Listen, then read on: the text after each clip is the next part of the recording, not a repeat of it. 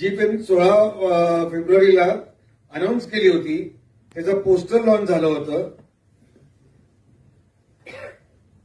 त्याचं सगळी अनाउन्समेंट झाली देखील होती. त्याचं काम पूर्ण झालं होतं आणि त्यांनी अचानकपणे 30 जानेवारी अनाउन्समेंट केली. कोणाला विचारलं नाही, कोणाला सांगितलं नाही, डायरेक्ट अनाउन्समेंट केली. मी जेव्हा दुसऱ्या दिवशी मला दाखवलं नीनांनी, मी दिग्पाल लांजेकरला फोन लावला. म्हटलं, अहो माझ्या चित्रपटाची तारीख मी ऑलरेडी अनाउन्समेंट केलेली आहे, हे तुम्ही करू नका, हे चुकीचं आहे. ओ अच्छा, सॉरी तुमची आहे का फिल्म? मला हेच कळलं नाही, तुमची आहे का फिल्म म्हणजे काय? जे इतर कुठला बाहेरचा निर्माण असेल तर असो. त्यानंतर त्यांनी मला सांगितलं की नाही, डिस्ट्रीब्युटरचं म्हणणं आहे. म्हणलं डिस्ट्रीब्युटरचा काही संबंध नसतो, चित्रपटाची तारीख हा प्रोड्युसरचा कॉल असतो.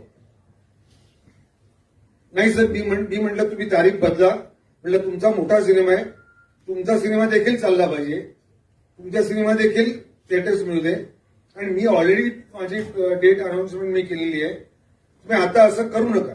एवढं मी बोललो. म्हटलं तुम्ही तारीख बदला आणि मला सांगा, मला कळवा तुम्ही. नाही सर, मी तुम्हाला कॉल करतो.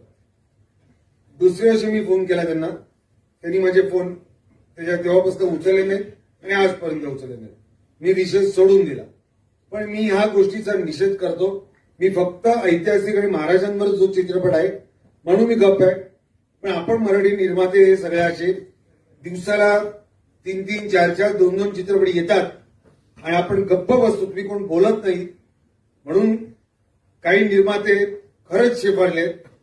काही निर्मात्यांची मस्ती उतरायला पाहिजे, त्यांना बॅन करण्याची गरज आहे. जर का दिग्पाल लांजेकरनी असा लागूपणा केला तर मी निर्माता संघ आणि महामंडळाला सांगेन की दिग्पाल लांजेकरला बॅन करा म्हणून.